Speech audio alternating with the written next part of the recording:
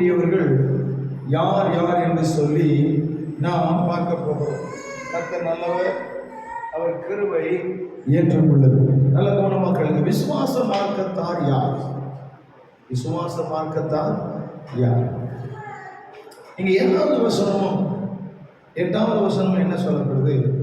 ஆபிரகாமின் சந்ததி யாரானாலும் எல்லாரும் பிள்ளைகள் அல்லவே. ஆபிரகாமின் சந்ததி ஆகார், கேத்துரால், இவங்கெல்லாம் ஆபிரகாமுடைய மனைவிகள், பிள்ளைகள் எல்லாம் இருக்கிறாங்க. ஆனால் இங்க என்ன சொல்லப்படுகிறது? எல்லாரும் அவர்கள் பிள்ளைகள் அல்லவே, அவர்களுடைய பிள்ளைகள் அல்லவே என்று சொல்லப்படுகிறது. ஏன்னா 8வது வசனம் என்ன சொல்லப்படுகிறதுன்னா, அது எப்படி என்றால், மாம்சத்தின்படி பிள்ளைகளானவர்கள் தேவனுடைய பிள்ளைகள் அல்ல. மாம்சத்தின்படி பிள்ளைகளானவர்கள் தேவனுடைய பிள்ளைகள் அல்ல. வாக்குத்தத்தத்தின்படி பிள்ளைகளானவர்களே அந்த சந்ததி என்று எண்ணப்படுகிறார்கள். வாக்குத்தத்தத்தின்படியான சந்ததி யார் என்றால், தேவன் சொன்னார், ஈசாக்கினிடத்தில் உன் சந்ததி விலகும். ஈசாக்கினிடத்தில் உன் சந்ததி விலகும். தேவன் சொன்ன காரியம் என்ன? ஆபிரகாமுக்கும் சாராளுக்கும் ஒரு குழந்தையை நான் தருவேன், அந்த குழந்தையை நான் ஆசீர்வதிப்பேன், அந்த சந்ததியை நான் ஆசீர்வதிப்பேன் என்று தேவன் சொன்னார். இப்ப நல்லா நாம் அறிந்து கொள்ளணும், அது வாக்குத்தத்தம் பண்ணப்பட்ட சந்ததி. அந்த வாக்குத்தத்தம் பண்ணப்பட்ட சந்ததி தான் தேவனுடைய பிள்ளைகளாக இருக்க முடியும். அன்பான கர்த்தருடைய ஜனமே, வாக்குத்தத்தம் பண்ணப்பட்ட சந்ததி யார் என்றால் ஈசாக்கு. அதுதான் வாக்குத்தத்தம் பண்ணப்பட்ட சந்ததி. அன்பான கர்த்தருடைய ஜனமே, இன்னைக்கு நாமளும் வாக்குத்தத்தம் பண்ணப்பட்ட சந்ததிகளாக மாற வேண்டும். வாக்குத்தத்தம் பண்ணப்பட்ட சந்ததிகளாக ஆசீர்வாதத்தை பெற வேண்டுமானால் அதற்கு நாம என்னென்ன செய்ய வேண்டும் என்று சொல்லி நாம் இன்றைக்கு என்ன செய்ய போகிறோம், பார்க்க போகிறோம். அன்பானவர்களே, அப்போ வாக்குத்தத்தம் பண்ணப்பட்ட சந்ததி யார்? ஈசாக்கு. நீங்களும் நானும் வாக்குத்தத்தத்தின் சந்ததியாக மாற வேண்டுமானால் எப்படியெல்லாம் இருந்தால் வாக்குத்தத்தத்தின் சந்ததியாக மாற முடியும்? என்னோடு கூட திருப்பிக் கொள்ளுங்கள். கலாத்தியருக்கு எழுதின நிருபம் அதனுடைய 3ஆம் அதிகாரம் 7வது வசனத்தை வாசிக்க கேட்கலாம். கலாத்தியருக்கு எழுதின நிருபம் அதனுடைய 3ஆம் அதிகாரம் அதனுடைய 7வது வசனத்தை வாசிக்க கேட்கலாம். ஆகையால்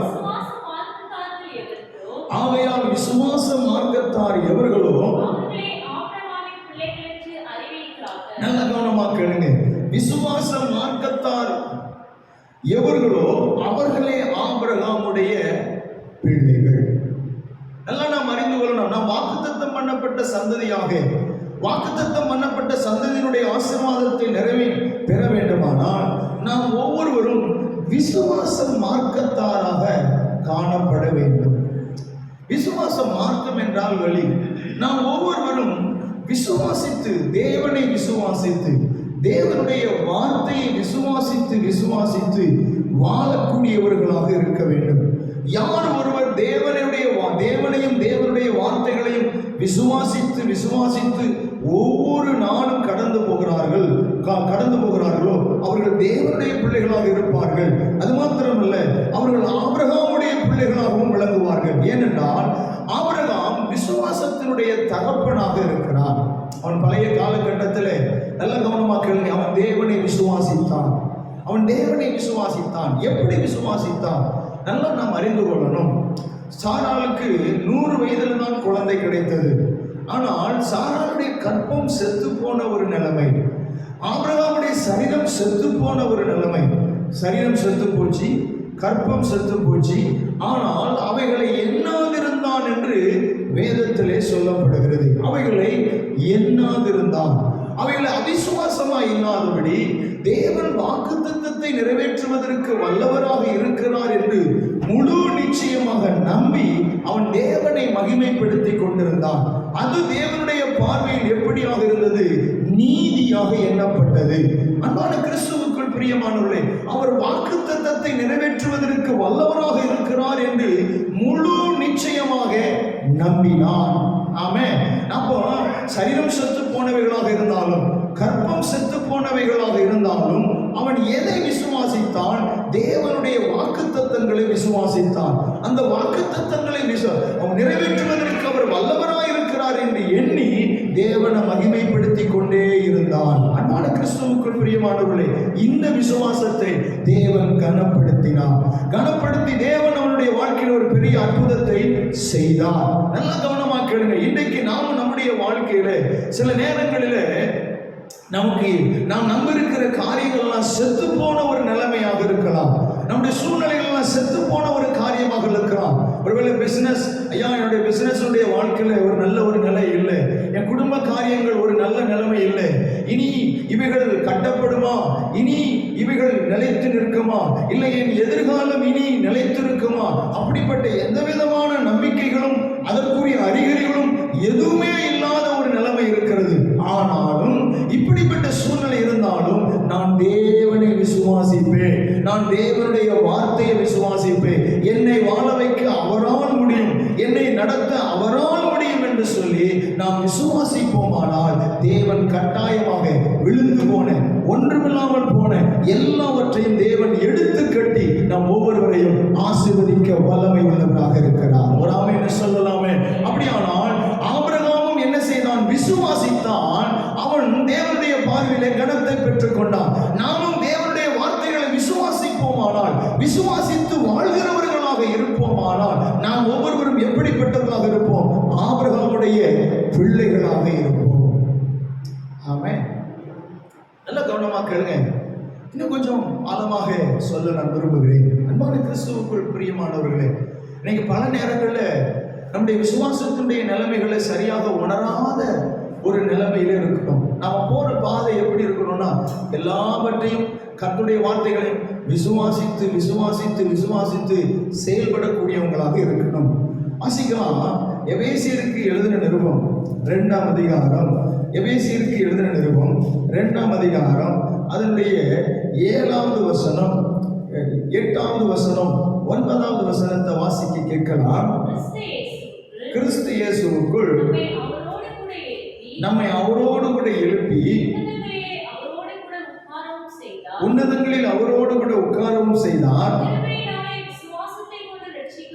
கிருபையினாலே விசுவாசத்தை கொண்டு ரட்சிக்கப்பட்டீர்கள். இது உங்களால் உண்டானதல்ல, இது தேவனுடைய ஈவு. நல்லா நாம் அறிந்து கொள்ளணும். கிருபையினாலே விசுவாசத்தை கொண்டு நாம் என்ன பண்ணோம்? ரட்சிக்கப்பட்டோம். அன்பானவர்களே, விசுவாச மார்க்கத்தார் யார்? விசுவாச வாழ்க்கையிலே வாழக்கூடியவர்கள் யார்? விசுவாச பாதையிலே போகக்கூடியவர்கள் யார் என்றால், இங்க என்ன சொல்கிறது? கிருபையினாலே விசுவாசத்தை கொண்டு நாம் என்ன பண்ணோம்? ரட்சிக்கப்பட்டோம். நல்லா நாம் அறிந்து கொள்ளணும். எப்படி ரட்சிக்கப்பட்டோம்? நல்லா நாம் புரிந்து கொள்ளணும். நமக்காக, நம்முடைய பாவத்துக்காக, நம்முடைய சாபத்துக்காக, நம்முடைய மீட்புக்காக, நம்முடைய விடுதலைக்காக இயேசு நமக்காக என்ன செய்திருக்கிறார்? மரித்திருக்கிறார். இதை ஒவ்வொருவரும் என்ன செய்ய வேண்டும்? விசுவாசிக்கும் பொழுது நாம் ரட்சிக்கப்படுவோம். நாம் ரட்சிக்கப்படுவோம். ஒரு காரியத்தை நம்ம தெளிவா புரிந்து கொள்ள வேண்டிய ஒரு காரியம் என்னன்னா, இன்னைக்கு நிறைய பேர் எப்படி நினைக்கிறாங்கன்னா, என் ஜெபத்தினாலதான் எனக்கு தகுதி வந்துச்சு அப்படின்னு நினைக்கிறாங்க. இன்னொரு காரியம் எப்படி நினைக்கிறாங்கன்னா, என்னுடைய உபவாசத்தினாலதான் எனக்கு தகுதி வந்துச்சு, நான் கொடுக்கிறதுனாலதான் எனக்கு தகுதி வருது. ஆமென். அப்ப நல்லா நாம் அறிந்து கொள்ளணும், நம்முடைய ஜெபத்தினாலையும் நம்முடைய உபவாசத்தினாலும் நமக்கு தகுதி என்ன செய்வதில்லை, வருவது இல்லை. நாம் ஜெபம் அவசியம், நமக்கும் தேவனுக்கும் இருக்கக்கூடிய உறவுகள் அவசியம், உபவாசம் அவசியம். ஆனால் நன்றாய் நாம் அறிந்து கொள்ளணும், நம்முடைய தகுதி யாரால் வருகிறது என்றால் தேவனால் வருகிறது. தேவன் என்ன சொல்கிறார்? பாவியான ஒரு மனிதனுக்கு தேவன் சொல்லுகிற ஒரு காரியம் என்ன? நான் இவர்களை நீதிமானாக்குகிறேன், நான் இவர்களுக்கு தகுதியை கொடுக்கிறேன், இவர்களுக்காக நான் சிலுவையிலே மரித்து தகுதியற்ற இவர்களுக்கு நான் தகுதியை கொடுத்து தேவனுக்கு முன்பாக நிறுத்துவதற்கு முழு தகுதியை நான் கொடுக்கிறேன் என்று இயேசு நம் ஒவ்வொருவரையும் என்ன செய்திருக்கிறார்? தகுதிப்படுத்தி இருக்கிறார். ஒரு ஆமென் சொல்லுங்க.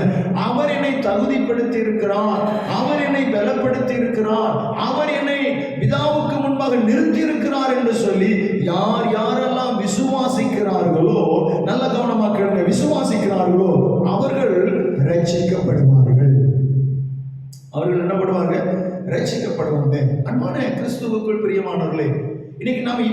விசுவாச பாதையில போகிறோமா?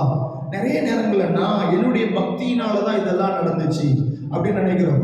என்னுடைய காரியத்தினாலதான் இதெல்லாம் நடந்துச்சு அப்படின்னு நம்ம பல நேரங்களில் நம்ம எண்ணிக்கொண்டு இருக்கிறோம். அதனுடைய 9வது வசனம் பாருங்க. ஒருவரும் பெருமை பாராட்டாதபடிக்கு இது கிரியைகளினால் உண்டானது அல்ல. அப்படின்னா என்ன அர்த்தம்னா, நம்முடைய சுய பக்தியினால் அல்ல, நம்முடைய சுய முயற்சியினால் அல்ல.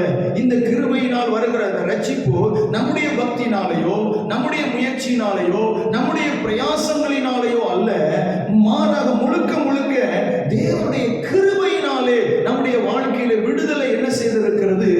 வந்திருக்கிறது. ஆமென். ரோமர் 8ஆம் அதிகாரத்தில் இப்படி சொல்கிறது, தேவன் நீதிமானாக்கினவனை குற்றம் சாட்டுகிறவன் யார்?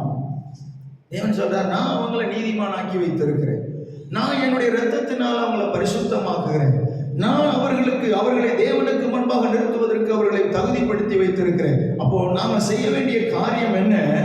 தேவன் நம்மளை நீதிமானாக்கி இருக்கிறார், அதை விசுவாசிக்க வேண்டும். தேவன் தகுதி இல்லாத நமக்கு தகுதியை கொடுத்திருக்கிறார், அதை விசுவாசிக்க வேண்டும். அன்பானவர்களே, இதுதான் விசுவாச பாதை. நல்ல கவனமா கேளுங்க.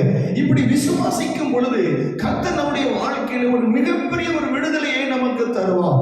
ஒரு விடுதலையின் பாக்கியத்துக்குள்ள நாம் ஒவ்வொருவரும் என்ன செய்வோம்? கடந்து போவோம். ஆனா இன்னைக்கு ஆரம்பமே நமக்கு எப்படி இருக்குன்னு சொன்னா, யாரும் இயேசுவை விசுவாசிப்பதில்லை, கிறிஸ்து இயேசுவினுடைய தியாகத்தை விசுவாசிப்பதில்லை, கிறிஸ்து இயேசுவினுடைய மரணத்தை விசுவாசிப்பதில்லை, அவருடைய உயிர்த்தெழுதலை விசுவாசிப்பதில்லை.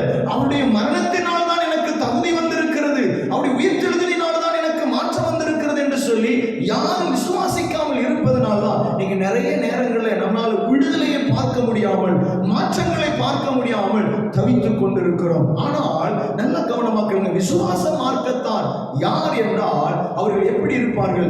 எல்லாவற்றையும் தேவன் நமக்காய் செய்த எல்லாவற்றையும் அவர்கள் விசுவாசிப்பார்கள். நீங்களும் நானும் எப்படி தேவன் நமக்காக செய்த காரியங்களை விசுவாசிக்கிறோமா? அதை விசுவாசிப்போமானால் கண்டிப்பாய் நாம் ரட்சிப்பை பெற்றுக்கொள்வோம். அப்ப நம்முடைய ஒருவரும் பெருமை பாராட்டாதபடி, நம்முடைய சுய பக்தியினாலேயோ நம்முடைய சொந்த முயற்சினாலேயோ நம்முடைய சொந்த ஜபத்தினாலேயோ அல்ல, அவருடைய இரக்கத்தினாலும் கிருபையினாலுமே நமக்கு இவைகள் எல்லாம் என்ன செய்கிறது? கிடைக்கிறது. அப்ப அதனால நம்ம ஜபம் பண்ணக்கூடாதுன்னா கட்டாயம் நம்ம ஜபம் பண்ணணும், கட்டாயம் நம்ம உபவாசம் பண்ணணும். தேவனோடு கூட இருந்து நமக்கும் தேவனுக்கும் இருக்கிற உறவுகளை, அந்த ரிலேஷன்ஷிப்பை நாம் என்ன செய்யணும்?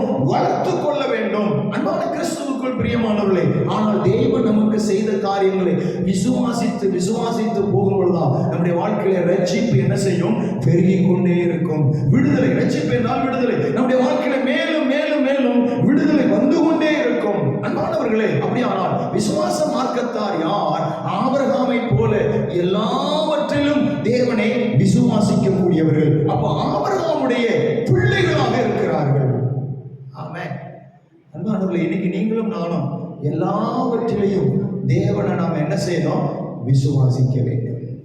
அப்ப விசுவாசத்தினாலே நமக்கு வரக்கூடிய நன்மைகள் ஏராளமாக இருக்கும். அந்த நன்மைகள் என்னென்ன என்று சொல்லி நம்ம பார்க்க போகிறோம். விசுவாசத்தினாலே நமக்கு வரக்கூடிய நன்மைகள் என்னென்ன என்று சொல்லி நாம் பார்க்கலாம். வேகமாக திருப்பிக் கொள்ளுங்கள். கலாத்தியருக்கு எழுதின நிருபம் 3ஆம் அதிகாரம் அதனுடைய 8வது வசனம் 9வது வசனத்தை வாசிக்க கேட்கலாம். மேலும்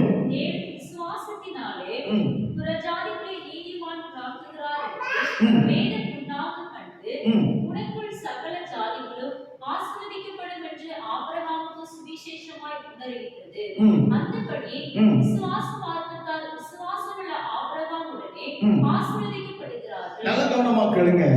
இங்க என்ன சொல்லப்படுகிறது? தேவன் விசுவாசத்தினாலே இங்க என்ன சொல்லப்படுது? நம்ம எல்லாரையும் தேவன் என்ன பண்ணுகிறார்? நீதிமானாக்குகிறார். எல்லாம் முதலாவது நாம் என்ன பண்ணணும்? எல்லா விதத்திலையும் தேவனை விசுவாசித்து, தேவன் நமக்கு செய்த காரியங்களை விசுவாசித்து விசுவாசித்து நம்ம ஓடிக்கொண்டே இருக்கணும். நம்ம போற பாதைகள் எல்லாவற்றிலும் அவர் எனக்காக செஞ்ச காரியம், அவர் எனக்காக செஞ்ச காரியம் எல்லாவற்றையும் நான் என்ன செய்யணும்? விசுவாசிக்கணும். இரண்டாவது அங்க என்ன சொல்லப்படுகிறதுனா, அங்க அப்படி விசுவாச மார்க்கத்தால் விசுவாசம் உள்ள ஆபிரகாமுடனே என்னப்படுகிறார்கள்? ஆசீர்வதிக்கப்படுகிறார்கள். ஆபிரகாமுடனே எப்படி ஆசீர்வதிக்கப்படுகிறார்கள்? நல்ல கவனமாக கேளுங்க. ரோமருக்கு எழுதின நிருபம் 4ஆம் அதிகாரம், ரோமருக்கு எழுதின நிருபம் அதனுடைய 4ஆம் அதிகாரம் 4ஆம் அதிகாரம் 16வது வசனத்தை வாசிக்க கேட்கலாம். 16வது வசனம், ஆதலால் நல்ல கவனமாக, இந்த சுதந்திரமானது கிருபையானது சுதந்திரமானது கிருபையினால் உண்டாகிறதா இருக்கும்படிக்கு அது விசுவாசத்தினாலே வருகிறது.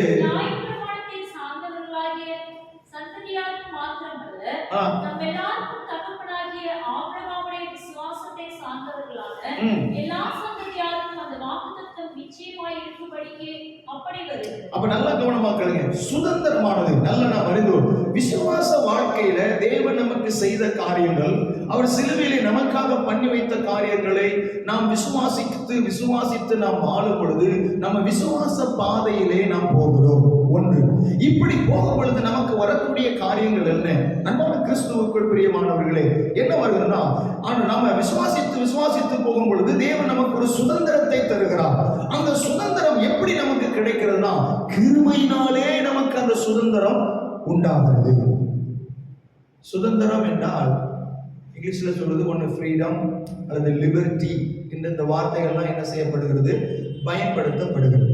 அப்படின்னா நம்ம ஒரு சுதந்திரமா ஒரு விடுதலையோடு கூட நம்ம வாழ வேண்டும். விடுதலையான ஒரு காரியத்தை நம்ம பெற வேண்டும்னா கிருபையினாலே நாம் என்ன செய்கிறோம்? பெறுகிறோம். ஆமென். தேவன் தகுதி இல்லாத ஒரு நபர்களாகிய நமக்கு தேவன் தகுதி என்ன செய்கிறார்? தருகிறார். அப்ப நல்லா நம்ம அறிந்து கொள்ளணும், இந்த கிருபையை, இந்த தேவனுடைய வார்த்தைகளை, தேவன் செய்த காரியங்களை விசுவாசிக்கும் பொழுது அது எப்படி வருகிறது என்றால், அது விசுவாசத்தினால் நமக்கு வருகிறதா? அடுத்து இங்க கீழே என்ன பண்ணப்படுகிறதா? அது நியாயப்பிரமாணத்தை சார்ந்தவர்களாகிய சந்ததியாருக்கு மாத்திரமல்ல. அப்படின்னா யூதர்கள் நியாயப்பிரமாணத்தை சார்ந்தவர்களாக இருக்கிறார்கள். அவர்களுக்கு மாத்திரமல்ல, நம்முடைய தகப்பனாகிய ஆபிரகாமுடைய விசுவாசத்தை சார்ந்தவர்களான எல்லா சந்ததியாருக்கும் அந்த வாக்குத்தத்தம் எப்படி இருக்குமா? நிச்சயமா இருக்கும். அன்பான கிறிஸ்துவுக்குள் பிரியமானவர்களே, நமக்கு அப்போ தேவன் நமக்கு என்ன நன்மைகளை தருகிறார்?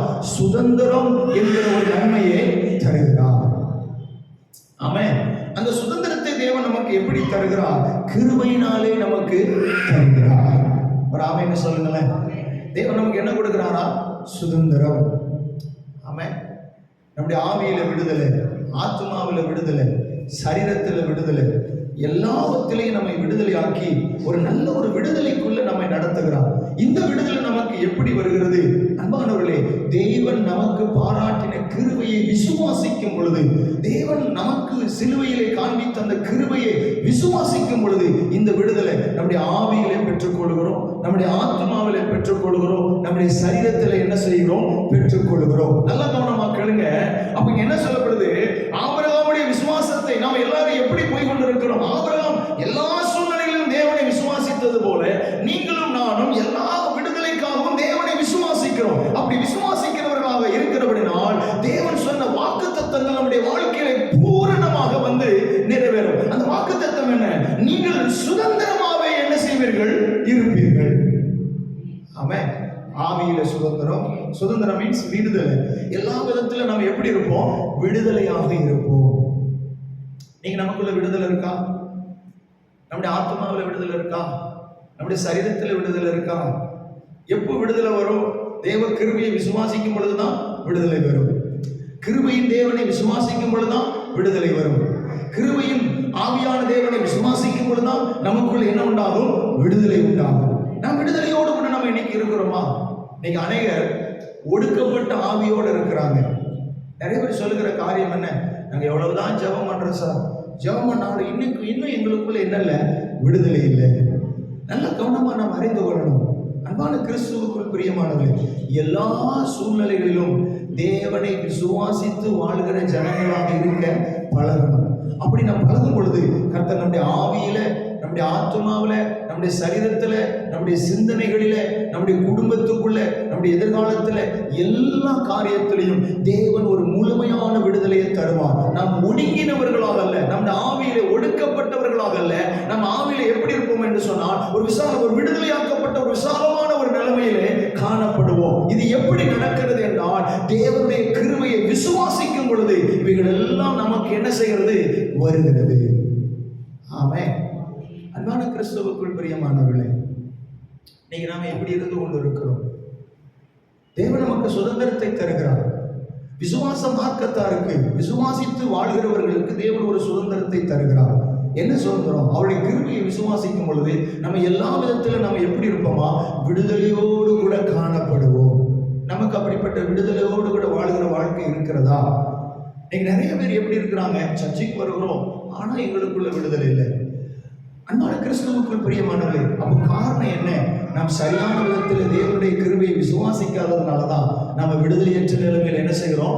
காணப்படுகிறோம். அன்பானவர்களே, இன்னைக்கு நாம் அவைகளை விசுவாசிப்போமானால் கட்டாயமாக நாம் எல்லா விதங்களிலும் நாம் விடுதலை என்ன செய்ய முடியும்? பெற்றுக்கொள்ள முடியும். ஆமென். அல்லேலூயா. நல்ல கவனமாக, எல்லா விதத்திலையும் நாம் என்ன செய்ய முடியும்? விடுதலையை பெற்றுக்கொள்ள முடியும். யூதர்கள் நியாயப்பிரமாணத்தை செய்யறாங்க இல்லையா? ஒரு காரியத்துக்காக ஆட்டுக்குட்டியை கொண்டு போறாங்க, அதை வெட்டணும், அது ரத்தத்தை எடுக்கணும், அதை எடுத்து தெளிக்கணும், இப்படி நிறைய காரியங்கள் செய்யறாங்க. இப்ப நீங்களும் நானும் என்ன செய்யறோம்? எங்கேயாவது ஆட்டுக்குட்டியை கொண்டு போறோமா? ரத்தத்தை எடுக்கிறோமா? எங்க போய் தெளிக்கிறோம்? எங்கேயுமே தெளிக்கல இல்லையா? அப்ப நாம செய்யறது என்ன? இயேசு கிறிஸ்துவின் ரத்தத்தை நாம் ஒவ்வொருவரும் விசுவாசிக்கிறோம். ஆமென். ஆட்டுக்குட்டியை கொண்டு போகல. அப்ப நியாயப்பிரமாணத்தின் கிரியைகளினால் நமக்கு நன்மைகள் வரல. விசுவாச பிரமாணத்தினாலே, விசுவாசத்தினாலே நமக்கு என்ன உண்டாகிறது என்றால் நன்மைகள் கடந்து வருகிறது. அன்பான கிறிஸ்துவுக்குள் பிரியமானவர்களே, அப்ப நல்லா நாம் அறிந்து கொள்ளணும். இதெல்லாம் விசுவாசிக்கிறோம். இயேசு எனக்காக ரத்தம் சிந்திருக்கிறார். இயேசு எனக்காக மரணத்துக்கு அதிகாரியாக இருந்த பிசாசானவனிடத்திலிருந்து எனக்கு விடுதலை கொடுத்திருக்கிறார் என்று இதை விசுவாசிக்க விசுவாசிக்க விசுவாசிக்க நம்முடைய எல்லா விதங்களிலும் தேவன் ஒரு மிகப்பெரிய ஒரு விடுதலையை நமக்கு தந்து கொண்டே இருக்கிறார். ஆமென். அந்த விடுதலை உள்ள வாழ்க்கையை இன்னைக்கு நம்ம வாழ்கிறோமா? அந்த வாழ்க்கையை நம்ம அனுபவிக்கிறோமா? அந்த வாழ்க்கை நிறைவில் நம்ம போகிறோமா? ஒருவேளை நம்ம அப்படி போக தவறி இருப்போமானால் இன்னைக்கு நாம் தேவனிடத்தில் சொல்லணும், தகப்பனே, நான் முழுமையாக விசுவாசித்து அந்த விடுதலைக்குள்ள நான் போகிறதுக்கு எனக்கு கிருபை பாராட்டும். ஆமென். ஒரு அல்லேலூயா சொல்லுங்களேன். நிறைய பேர் இந்த சுதந்திரத்துக்குள்ள என்ன செய்யறதுல வருவதே இல்லை. ஃபார் எக்ஸாம்பிள் ஒரு காரியத்தை நான் உங்களுக்கு சொல்ல விரும்புகிறேன். இஸ்ரவேல் ஜனங்களுக்கு தேவன் வாக்குத்தத்தம் பண்ணினார்.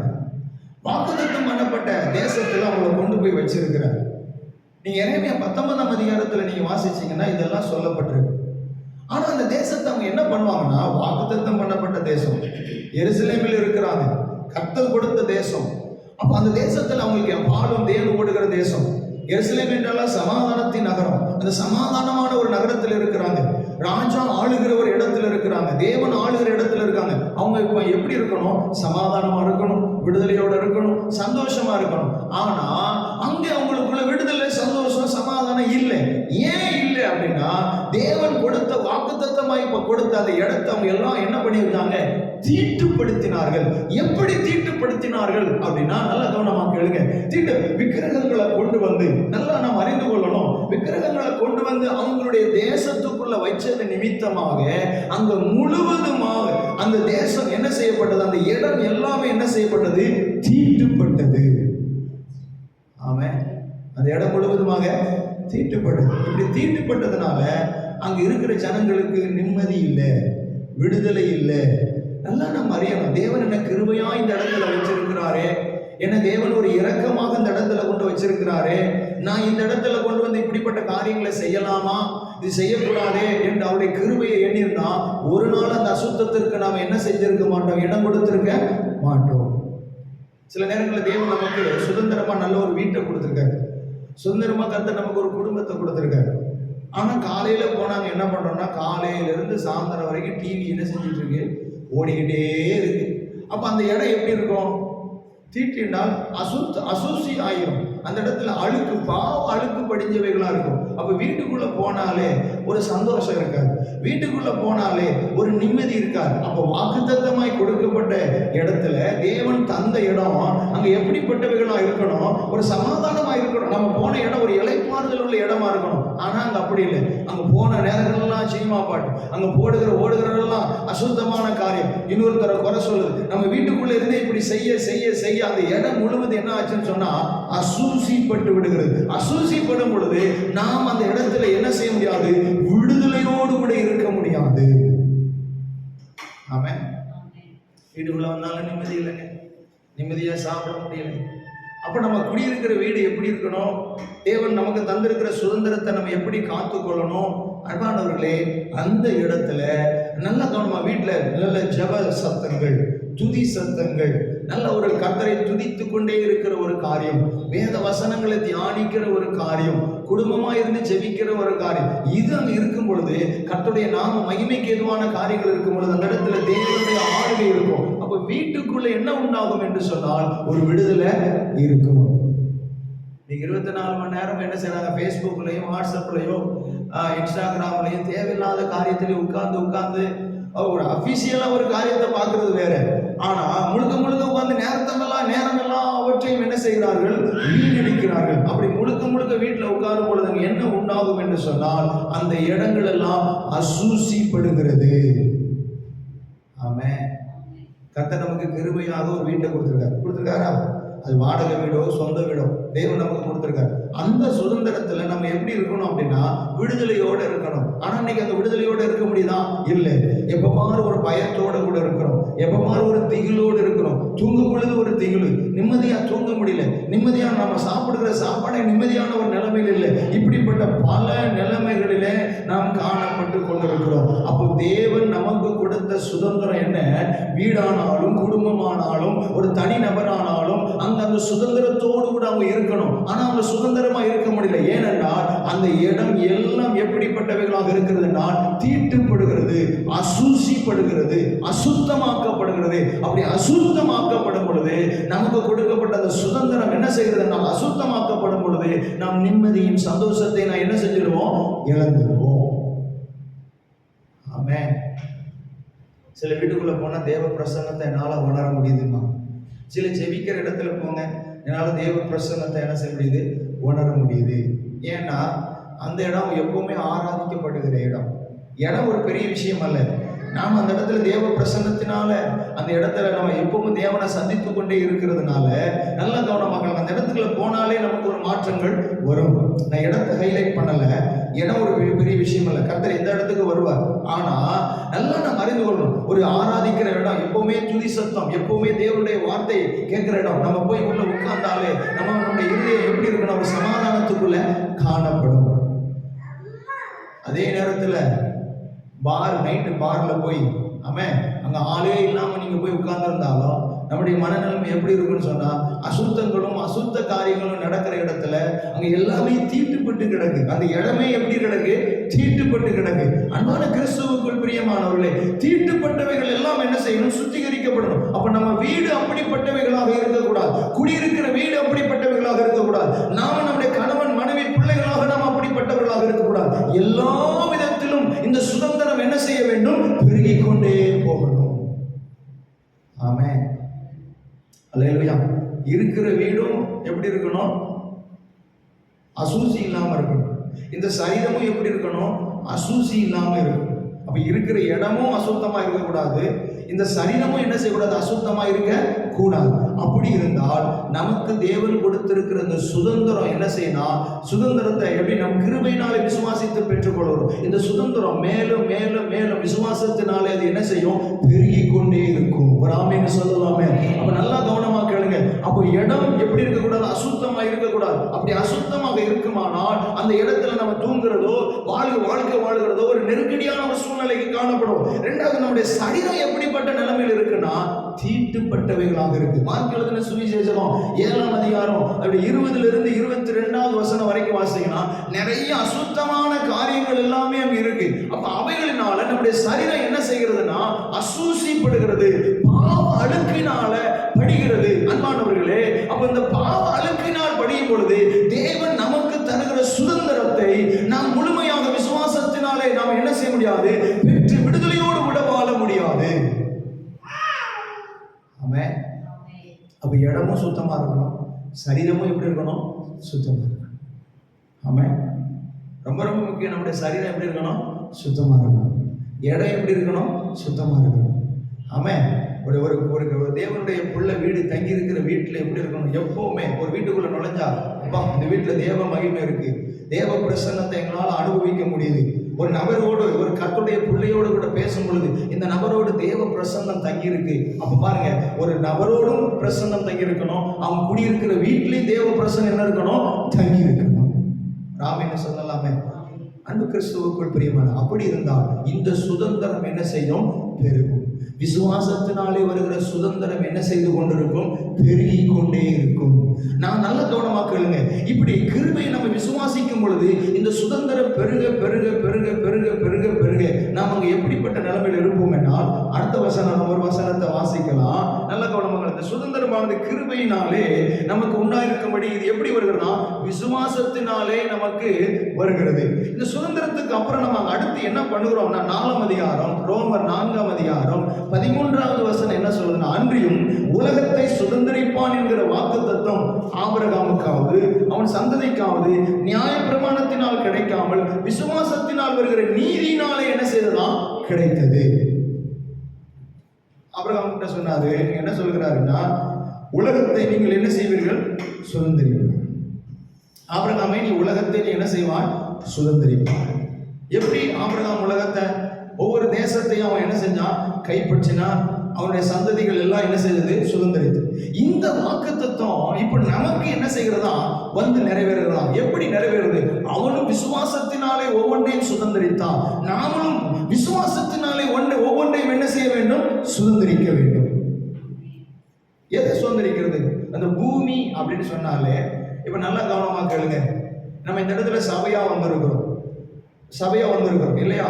கர்த்தர் நம்மளை விடுதலையாக்கி கொண்டு வந்தார். அந்த பூமியில யார் இருக்கா? மனுஷன் இருக்கிறான் இல்லையா? இப்போ மனுஷன் ஆபிரகாமுடைய பிள்ளைகள் என்று நம்ம சொல்கிறோம். ஆபிரகாம் ஒருத்தர் பார்த்தது கிடையாது. அவர் வளர்த்தியா இருப்பாரா, கருப்பா இருப்பாரா, குள்ளமா இருப்பாரா, நமக்கு என்ன செய்யாது? தெரியாது. ஆனால் ஆபிரகாம் இன்னைக்கு பேசுகிறோம். எப்படி என்றால், ஆபிரகாமுடைய பிள்ளைகள். ஏன்னா ஆபிரகாம் விசுவாசித்தான், நாமளும் விசுவாசிக்கிறோம். ஆபிரகாம் இப்ப நம்ம எல்லாரையும் என்ன செய்து கொண்டான்? சுதந்திரித்துக் கொண்டான். ஆமென். ஆபிரகாம் எல்லாத்தையும் சுதந்திரித்துக் கொண்டான். நாமளும் கூட நாம் தேவனை விசுவாசிக்க இந்த பூமியில் இருக்கிற எல்லா மனிதர்களையும் இயேசு கிறிஸ்துவுக்குள் நாம் என்ன செய்வோம் என்றால் சுதந்திரித்து கொள்வோம்.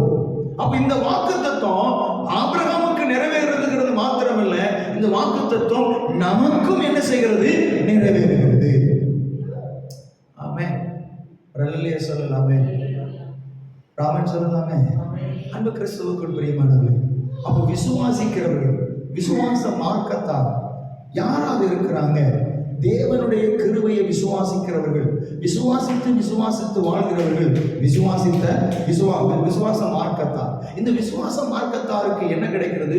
சுதந்திரம் கிடைக்கிறது. இந்த சுதந்திரத்தோடு விடல, அவர்கள் இந்த பூமியும் தனக்குள்ளாக என்ன செய்கிறார்கள்? கர்த்தருடைய நாமத்துக்கு மகிமையாக எல்லாவற்றையும் அவர்கள் மாற்றிக்கொள்கிறார்கள். எப்படி? நல்ல கவனமாக, ரட்சிக்கப்படாத ஒரு மனிதன், பாவ அழுக்குல கிடக்கிற ஒரு மனிதன், தடுமாற்றத்தோடு கூட இருக்கிற மனிதன் என்ன செய்கிறான் என்றால், தேவனுடைய இந்த விசுவாசத்தை சொல்லும் பொழுது, அல்லது தேவனுடைய வார்த்தைகளை சொல்லும் பொழுது, அல்லது தேவன் நமக்காக சிலுவையிலே பாராட்டி வைத்த கிருபைகளை ஒரு மனிதனிடம் சொல்லும் பொழுது, அவர்களும் இந்த சுதந்திரத்திலே வந்து என்ன செய்கிறார்கள்?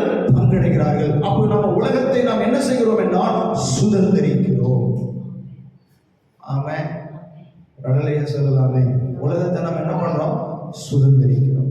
அன்பான கிறிஸ்துவுக்குள் பிரியமானவர்களே, இந்த சுதந்திரம் நமக்குள் இருக்கிறதா?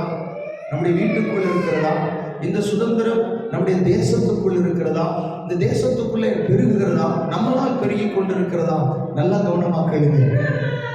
அன்றைக்கு ஆபிரகாம் எல்லாவற்றையும் சுதந்திரித்துக் கொண்டார், எல்லாவற்றையும் என்ன செய்தார்?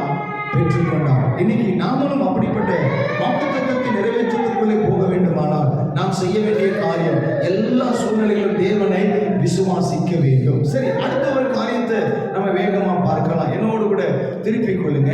அப்போ நல்ல கவனமாக, சுதந்திரமும் விசுவாசத்தினாலே வருகிறது. இப்ப இங்க என்ன சொல்லப்படுகிறது? ஆபிரகாமுக்கு வாக்குத்தத்தம் கொடுக்கப்படுகிறது. 4ஆம் அதிகாரம் 13வது வசனம் என்ன சொல்லப்படுதுன்னா, வாக்குத்தத்தம் கொடுக்கப்படுகிறது. அப்ப இந்த வாக்குத்தத்தம் எப்படி வருகிறதுனா, விசுவாசத்தினாலே வாக்குத்தத்தம் என்ன செய்கிறது? உண்டாகிறது. வாசிக்கலாம். எபிரேயருக்கு எழுதின நிருபம் அதிலே 11ஆம் அதிகாரம் 33வது வசனத்தை வாசிக்கலாம். எபிரேயருக்கு எழுதின நிருபம் 11ஆம் அதிகாரம் 33வது வசனத்தை வாசிக்கலாம்.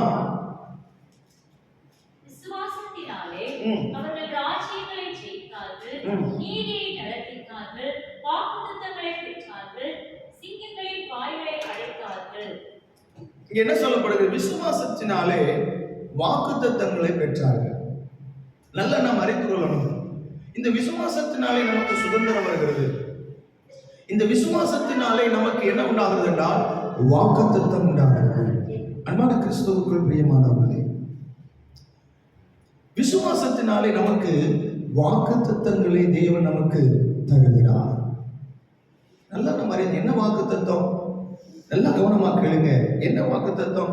பாருங்க, ஆபிரகாமுக்கும் அவன் சந்ததிக்கும் நியாயப்பிரமாணத்தினால் கிடையாமல் விசுவாசத்தினால் வருகிற நீதியே கிடைத்தது. வாசிக்கலாம். ஆதியாகமத்தின் புஸ்தகம் 12ஆம் அதிகாரம் 3வது வசனத்தை வாசிக்க கேட்கலாம். ஆதியாகமத்தின் புஸ்தகம் 12ஆம் அதிகாரம் 3வது வசனத்தை வாசிக்க கேட்கலாம். உன்னை ஆசீர்வதிக்கிறவர்களை ஆசீர்வதிப்பேன், உன்னை சபிக்கிறவர்களை சபிப்பேன். நல்லா கவனமா கேளுங்க. அப்ப இங்க என்ன சொல்லப்படுகிறது? அன்பான கிறிஸ்துவுக்குள் பிரியமான, உன்னை ஆசீர்வதிக்கிறவங்களை நான் ஆசீர்வதிப்பேன். இந்த வாக்குத்தத்தம் பூமியில் உள்ள வம்சங்கள் எல்லாம் உனக்குள் ஆசீர்வதிக்கப்பட்டிருக்கும். இது ஆபிரகாமுக்கு சொல்லப்பட்ட இந்த வாக்குத்தத்தத்தை தேவன் என்ன பண்ணுற, அந்த வாக்குத்தத்தத்தின் ஆசீர்வாதத்தை நமக்கும் என்ன செய்கிறார்? தருகிறார். அப்ப இந்த வாக்குத்தத்தம் எப்படி நமக்கு கிடைக்கிறது? இந்த வாக்குத்தத்தத்தை நம்ம எப்படி சுதந்திரிக்கிறோம் அப்படின்னா, விசுவாசத்தினாலே நாம் என்ன செய்கிறோம்? சுதந்திரிக்கிறோம். விசுவாசத்தினாலே நாம் என்ன செய்கிறோம்? பெற்றுக்கொள்கிறோம். ஆமென், அல்லேலூயா. அன்பான கிறிஸ்துவுக்குள் பிரியமானவர்களே, இன்னைக்கு நம்முடைய வாழ்க்கையில வாக்குத்தத்தங்களை சுதந்திரிக்கிறோமா? விசுவாசத்தினாலே சுதந்திரிக்கிறோமா? விசுவாச மார்க்கத்தால் தான் வாக்குத்தத்தங்களை பெற முடியும். விசுவாசத்துல இல்லாதவங்களுக்கு தேவன் வாக்குத்தத்தங்களை கொடுக்க முடியாது. ஆபிரகாமுக்கு தான் வாக்குத்தத்தம் கொடுக்கிறார் இல்லையா? ஆபிரகாமுக்கு வாக்குத்தத்தம் கொடுக்கிறாரு. தேவனை விசுவாசிக்கிற மோசைக்கு வாக்குத்தத்தம் கொடுக்கிறாரு. யோசுவாவுக்கு வாக்குத்தத்தம் கொடுக்கிறாரு. யாருக்கு? தேவனை விசுவாசிக்கிறவங்களுக்கு தான் தேவன் வாக்குத்தத்தத்தை கொடுக்கிறார். அப்ப விசுவாசிக்காதவங்களுக்கு வாக்குத்தத்தத்தை என்ன செய்ய முடியாது? கொடுக்க முடியாது. நிறைய பேர் வாக்குத்தத்தத்தை எல்லாம் வீடுகளில் வாக்குத்தத்தத்தை வைத்திருக்காங்க. ஏன் அந்த வாக்குத்தத்தம் அவங்க வாழ்க்கையில பூரணமா நிறைவேறலன்னு சொன்னா, வாக்குத்தத்தத்தை அவர்கள் என்ன செய்யல? விசுவாசிக்கல. ஆமென். என்னைக்காவது வாக்குத்தத்தங்களை வச்சு நம்ம ஜெபம் பண்றோமா? இந்த வாக்குத்தத்தம் என்ன நிறைவேற்றித்தாங்க, இந்த வாக்குத்தத்தம் நிறைவேற்றித்தாங்க. வேதம் சொல்லுது, வாக்குத்தத்தங்கள் ஒவ்வொன்றும் கிறிஸ்து இயேசுவுக்குள் ஆம் என்றும் ஆமேன் என்றும் இருக்கிறதா இல்லையா? அப்போ வாக்குத்தத்தம் ஒவ்வொன்றும் நிறைவேறணும். இந்த ஆபிரகாமுக்கு கொடுக்கப்பட்ட ஆசீர்வாதம், அந்த ஆசீர்வாதம் நமக்கும் வருகிறதா? நல்ல கவனமாக இந்த வாக்குத்தத்தம் நமக்குள்ள நிறைவேறினா விசுவாசிக்கிறவர்களுக்கு தான் தேவன் வாக்குத்தத்தங்களை கொடுக்க முடியும். அப்ப விசுவாசிக்கிறவர்களுக்கு தான் சுதந்திரமும் வரும், விசுவாசிக்கிறவர்களுக்கு தான் வாக்குத்தத்தமும் என்ன செய்யப்படும்? கொடுக்கப்படும். எல்லாருக்கும் வாக்குத்தத்தங்களை என்ன செய்ய முடியாது? கொடுக்க முடியாது. அப்ப நல்லா கவனமா கேளுங்க. இன்னைக்கு தேவன் நமக்கு ஆபிரகாமுக்கு கொடுத்த வாக்குத்தத்தத்தை எப்படி தேவன் நிறைவேற்றுகிறார்? என்னோடு கூட திருப்பிக் கொள்ளுங்க. கலாத்தியருக்கு எழுதின நிருபம், கலாத்தியருக்கு எழுதின நிருபம் 3ஆம் அதிகாரம், கலாத்தியருக்கு எழுதின நிருபம் 3ஆம் அதிகாரம் அதனுடைய 14வது வசனத்தை வாசிக்க கேட்கலாம். பாருங்க, ஆபிரகாமுக்கு உண்டான ஆசீர்வாதம் கிறிஸ்து இயேசுவினால் எப்படி வருதா? யார் மூலமா வருகிறதா? ஆபிரகாமுடைய சந்ததி என்றாலே அது இயேசு கிறிஸ்து. நல்ல கவனமாக, ஆபிரகாமுடைய சந்ததியில இயேசு கிறிஸ்து வந்தார். இப்ப இயேசு கிறிஸ்துவை நீங்க நம்ம விசுவாசிக்கும் பொழுது ஆபிரகாமுக்கு சொல்லப்பட்ட ஆசீர்வாதங்களும் நன்மைகளும் இயேசு கிறிஸ்துவின் மூலமாக நமக்கு வருகிறது. அது எப்படி நாம் அதை பெற்றுக்கொள்கிறோம் என்றால் வாசிக்கலாம். புறஜாதிகளுக்கு வரும்படியாகவும் ஆவியை குறித்து சொல்லப்பட்ட வாக்குத்தத்தங்கள். அப்ப நல்லதான், நமக்கு வாக்குத்தத்தத்தை ஒரு வாக்குத்தத்தம் கொடுத்தார். என்ன வாக்குத்தத்தம் கொடுத்தார் அப்படின்னா, மாம்சமான யாவர் மேலே என் ஆவியை ஊற்றுவேன் அப்படின்னு பிதாவான ஒரு வாக்கு கொடுத்தார். இந்த வாக்குத்தத்தை நம்ம பரிசுத்த ஆவியை பெற்றிருக்கிறோம். இந்த பரிசுத்த ஆவியானவரை நம்ம பெறுவதற்கு நாம ஏதாவது நம்ம செஞ்சோமா அப்படின்னா இல்லை. நாம என்ன பண்ணோம்? தேவன் சொன்ன வாக்குத்தத்தத்தை விசுவாசித்தோம். தேவன் நமக்கு ஆவியை என்ன செஞ்சாரு? கொடுத்தார்.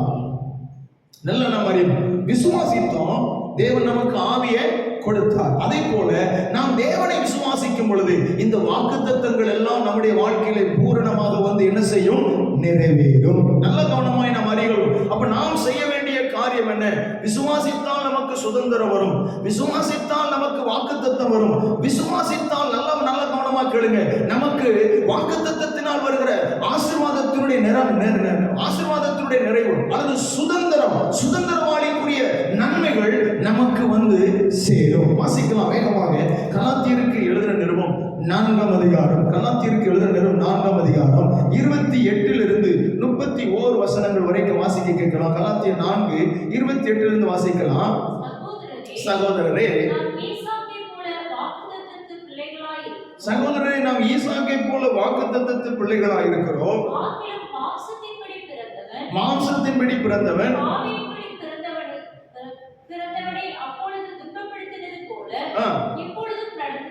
இப்பொழுது நடந்து வருகிறது. அதை குறித்து வேதம் என்ன சொல்கிறது? அடிமையானவரின் மகன்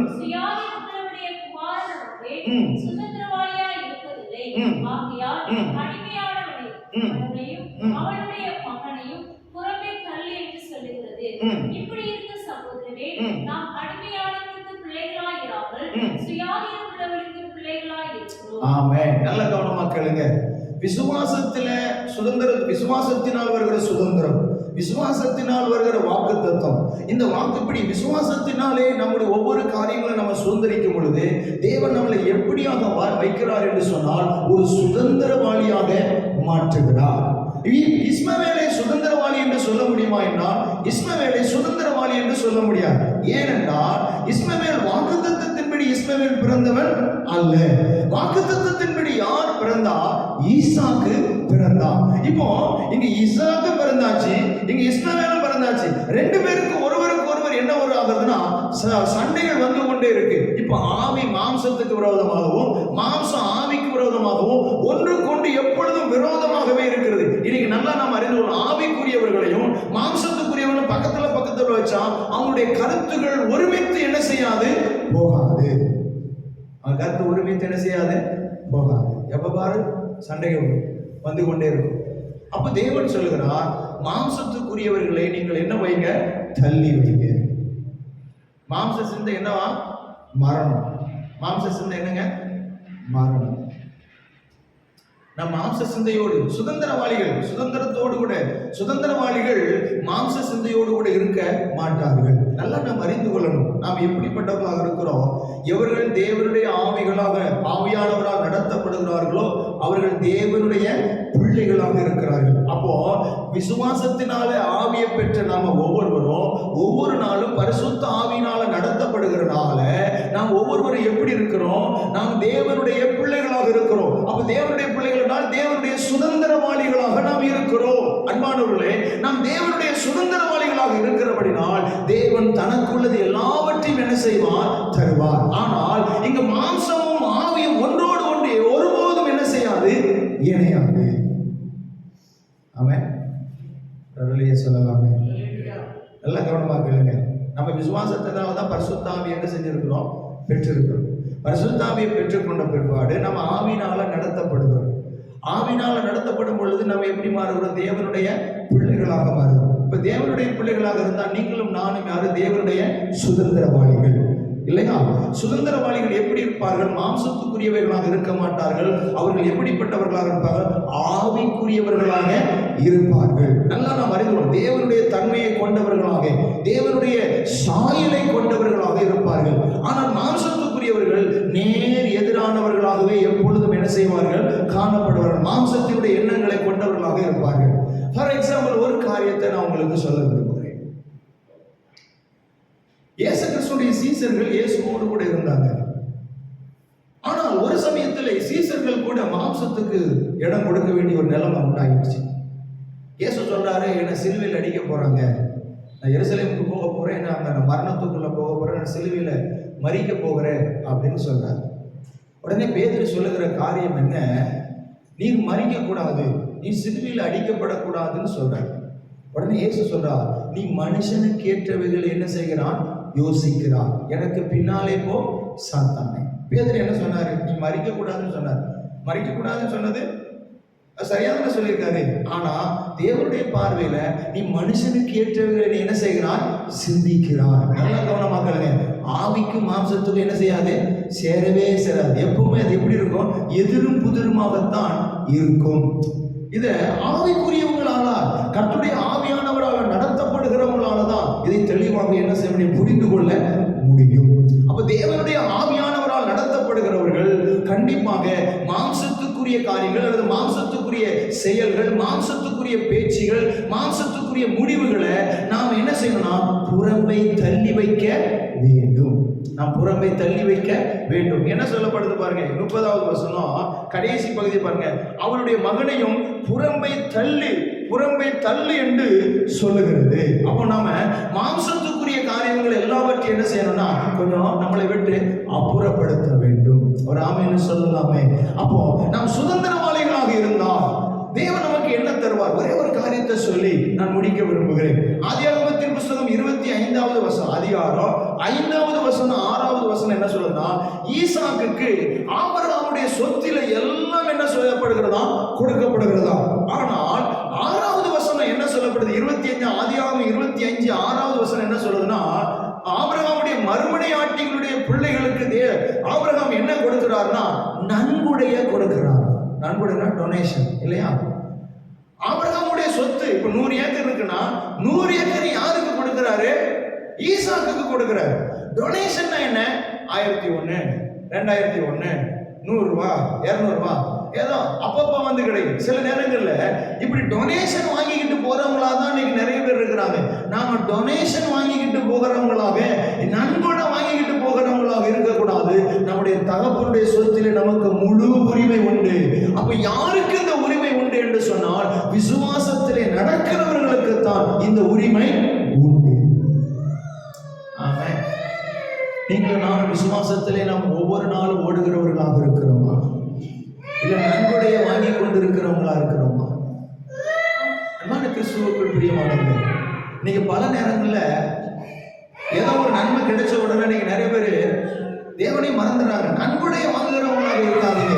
தேவனுடைய சொத்துல அல்லது தேவனுக்கு சொந்தமானதுல முழு பங்கை பெற்றவர்களாக நாம் என்ன செய்யணும், இருக்கணும். ஆமென். ஒரு அல்லேலூயா சொல்லலாமே. நீங்க நிறைய பேர் இயேசு கிறிஸ்துவிட்ட எப்படி வாங்குறாங்கன்னா நன்கொடை தான் வாங்குறாங்க. சர்ச்சைக்கு வருவாங்க, என் வயிறு வலி மாறணும், என் தலைவலி மாறணும், என் பல்லு வலி மாறணும், என்னை கர்த்தர் ஆசீர்வதிக்கணும். ஆசீர்வதிச்சுட்டாரு, சர்ச்சைக்கு வந்து அற்புதம் நடந்துட்டு இல்லை ஏதோ ஒரு நன்மை நடந்துட்டு அப்படின்னா அதுக்கப்புறம் சர்ச்சை பக்கமே வரமாட்டாங்க. ஆனால் சர்ச்சைக்கு போன சமயத்தில் என்ன நடக்குன்னு சொன்னால் கர்த்தர் அந்த அற்புதத்தை செஞ்சார். ஆனால் அவங்க சர்ச்சைக்கு வர மாட்டாங்க. அப்போ இவங்க எதை பெற்றுட்டு போயிருக்காங்கன்னா நன்கொடையை தான் பெற்றிருக்காங்களே தவிர தேவனுடைய சுதந்திரத்தை அவங்க என்ன செய்யல, முழுமையாக பெறவில்லை. ஏனென்னா சுதந்திரம் எப்போ கிடைக்கும்? தகப்பனோடு கூட இருக்கதான் சுதந்திரம் முழுமையா நமக்கு வந்து கிடைக்கும். தகப்பனுடைய சொத்துல முழு காரியங்களும் வந்து கிடைக்கும். 2 பிள்ளைகள் இருக்கிறாங்க, அண்ணன் தம்பி 2 பேர். கெட்ட குமாரன் சொல்லி நம்ம எல்லாம் அடிக்கடி சொல்லுவோம். 2 குமாரன்ல அவன் மறுபடியும் திரும்பி வர்றான். மூத்த பையன் சொல்லுகிறான், எனக்கு ஒண்ணுமே தரலைன்னு சொல்லும் பொழுது அந்த தகப்பன் சொல்றார், என்னுடையது எல்லாமே உன்னுடையது தானே, எனக்குரியது எல்லாம் உனக்குரியது தானே. அன்பான கிறிஸ்துவுக்குள் பிரியமானவர்களே, அப்ப யாருக்கு தேவன் கொடுக்கிறார்? தன் தகப்பனோடு இருக்கிறவங்க, விசுவாசித்து ஓடுகிறவங்க, விசுவாசித்து சுதந்திரிக்கிறவங்க, விசுவாசித்து வாக்குத்தத்தத்தை பெறுகிறவங்க, விசுவாசித்து ஒவ்வொரு நாளும் தேவனோடு கூட நடக்கிறவங்க, விசுவாசித்து ஒவ்வொரு காரியங்களையும் செயல்படுத்துகிறவங்களுக்கு தான் தேவன் இந்த முழு சுதந்திரத்தையும் என்ன செய்கிறார்? தருகிறார். அவன் அப்ப நீங்களும் நானும் நன்கொடையை பெறுகிறவங்களாக நம்ம என்ன செய்யக்கூடாது? இருக்க கூடாது. ஆமென். 100 ரூபா போதும், எனக்கு 1000 ரூபா போதுமா, எனக்கு வீடு மட்டும் போதும், கார் மட்டும் போதும், எனக்கு ப்ரமோஷன் மட்டும் போதும்னா நன்கொடையை வாங்கிட்டு என்ன செஞ்சிடலாம், போயிடலாம். சிலர் நன்கொடை 1000 செய்யறாங்க, சிலர் நன்கொடையை 10,000 செய்யறாங்க, சிலர் நன்கொடையை 1,00,000 என்ன செய்யறாங்க. ஆனா நல்ல கவனமா கேளுங்க. அப்போ 1,00,000 ரூபாய் செய்யறவங்க அவங்ககிட்ட எவ்வளவு இருக்கும்? கோடிக்கணக்கில் இருக்கும். எல்லா கோடியும் அவங்ககிட்டே கொடுக்குறாங்க. இல்ல, அந்த கோடிகள்லாம் யாருக்கு போகிறது? அவருடைய சொந்த பிள்ளைகளுக்கு போகிறது. நீங்களும் நானும் யாருடைய பிள்ளைகளாக இருக்கிறோம்? தேவனுடைய பிள்ளைகளாக இருக்கிறோம். அன்பான கிறிஸ்துவுக்குள் பிரியமானவர்களே, அப்ப விசுவாச மார்க்கத்தால் தான் இந்த சுதந்திரத்திலே பங்கு பெற முடியும். நீங்களும் நானும் நன்கொடையை வாங்குகிறவர்களாக இருக்கக்கூடாது.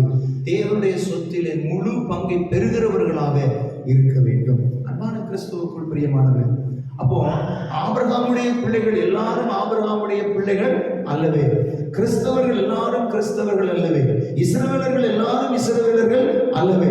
யார் இஸ்ரவேலர்கள்? வாக்குத்தத்தத்தின்படி போகிறவர்கள், விசுவாச வாழ்க்கையில போகக்கூடியவர்கள், அவர்கள்தான் ஆபிரகாமுடைய பிள்ளைகள், அவர்கள் கிறிஸ்தவர்கள், அவர்கள்தான் தேவனுக்கு சொந்தமானவர்கள், அவர்கள்தான் தேவனுடைய சுதந்திரத்திலே முழு பங்கை பெற்றவர்கள். நாம் என்ன சொல்லலாம்? அன்பு கிறிஸ்தவர்கள் பிரியமானவர், இந்த வார்த்தையை கேட்டுக்கொண்டிருக்கிறவங்கள பார்த்து நான் ஒரு கேள்வி கேட்கிறேன். நாம் எல்லாரும் வாக்குத்தத்தத்தின் சந்ததியாக இருக்கிறோமா? நாம் எல்லாரும் விசுவாசிக்கிறவர்களாக இருக்கிறோமா? இல்லை ஏதோ நன்கொடையை வாங்கிக்கிட்டு போகிறவங்களா இருக்கிறோமா? ஏதோ ஒரு ஆதாயத்துக்காக வந்து தேவனுடைய கரத்திலிருந்து நன்மையை வாங்கிக்கிட்டு போகிறவங்களாக இருக்கிறோமா? இன்னைக்கு நம்முடைய காரியத்தை எல்லாம் மாற்றிக்கொள்ளணும். தகப்பனே, நாங்கள் ஒவ்வொருவரும் விசுவாச மார்க்கத்தார்களாக நாங்கள் இருக்க வேண்டும். விசுவாச பாதையில் நாங்கள் நடக்கிறவங்களா இருக்கணும். விசுவாசித்து ஒவ்வொன்றையும் நாங்கள் பெறுகிறவங்களா இருக்கணும். அப்படி நாங்கள் இருக்க நாங்கள் விரும்புகிறோம்னு சொல்லி ஒப்பு கொடுப்போமானா கர்த்தர் கட்டாயம் தேவன் நம்ம ஒவ்வொருவரையும் ஆசீர்வதிப்பார். விசுவாசம் இல்லாமல் வருகிற ஒவ்வொன்றும் எப்படி இருக்கான்? பாவமாக இருக்கிறதா? அன்பானவர்களே, விசுவாசம் இல்லாமல் நமக்குள்ள ஒன்றும் என்ன செய்யக்கூடாது? வரக்கூடாது. அப்போ இன்னைக்கு நம்ம சொல்லணும், ஆண்டவரே எங்கள் விசுவாசத்தை நாங்கள் எல்லா சமயத்திலும் நாங்கள் விசுவாசித்து வாழுகிறவங்களா, விசுவாசித்து நம்ம ஓடுகிறவங்களா நாங்கள் இருக்கணும். அப்படிப்பட்ட ஒரு மிகப்பெரிய பாக்கியத்தை எங்களுக்கு தாங்கப்பான்னு சொல்லி நம்ம எல்லாரும் எழுந்து நின்று ஜெபிக்கலாமா? கண்களை மூடுவோம். கர்த்தர் நல்லவர், அன்புள்ள நல்ல தகப்பனே, ஸ்தோத்திரம் அப்பா. எல்லாரும் சொல்லி ஜெபிக்கலாமே, கர்த்தர் நல்லவராகவே இருக்கிறார், அவர் கிருபை என்றும் உள்ளது,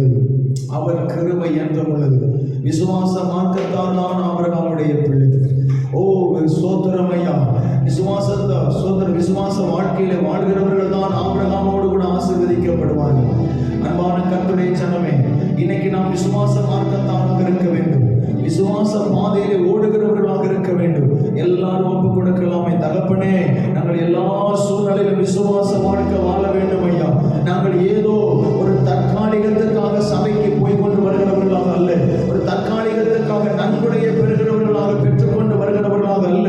ஆண்டவரே, உம்முடைய சுதந்திரத்தில் நாங்கள் முழு பங்கு கொண்டவர்களாக இருக்க வேண்டும் ஐயா. அப்படிப்பட்ட ஒரு வாழ்க்கை வாழ எங்களுடைய வாழ்க்கையில விசுவாசத்தினால் எங்களை நிரப்பும். எங்கள் குடும்பம் தேவனை விசுவாசத்தினால் நிரம்பி இருக்கணும். கர்த்தருடைய சபை தேவனை விசுவாசிக்கிற விசுவாசத்தினால் நிரம்பி இருக்கணும். கடுகு விதையளவு விசுவாசம் இருந்தால் பெரிய பெரிய காரியங்கள் நடக்கும் என்று சொல்லி பார்க்கிறோமே. அப்படிப்பட்ட காரியங்கள் நடக்கட்டும்,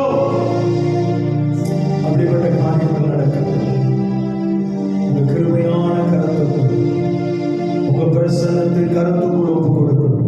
இந்த வார்த்தையை கேட்டுக்கொண்டிருக்கிற ஒவ்வொருத்தருடைய வாழ்க்கையிலும் எங்கள் தேவன் அற்புதங்களை செய்வீராக, எங்கள் தேவன் நன்மைகளை செய்வீராக ராஜா. ஓ ஹalleluya. ஒவ்வொருவரையும் நீர் ஆசீர்வதிக்கும்படியாக நாங்கள் ஜெபிக்கிறோம் அப்பா.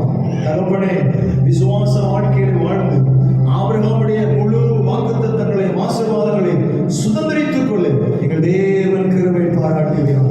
எங்கள் தகப்பனுடைய சொத்திலே முழு பங்கை பெற்றவர்களாக இருக்கணும். எங்கள் தகப்பனுடைய ஆண்டவரே சுதந்திரத்தில் முழு பங்கை பெற்றவர்களாக இருக்கணும். எங்கள் தேவனுடைய ஆண்டவரே சோதரமையா சுதந்திரத்தில் முழு பங்கை பெற்றவர்களாக இருக்கணும். எங்கள் ஒவ்வொருவரையும் உடைய கரத்தில் எங்களை வெறுமையாய் தாழ்த்தி தருகிறோம். ஹalleluya. அப்படிப்பட்ட நன்மைகளினால் ஆசீர்வாதத்தினால் கர்த்தர் எங்கள் ஒவ்வொருவரையும் திருப்தியாக்கி நடத்தும். ஆசீர்வாதம் இயேசு கிறிஸ்துவின் மூலம்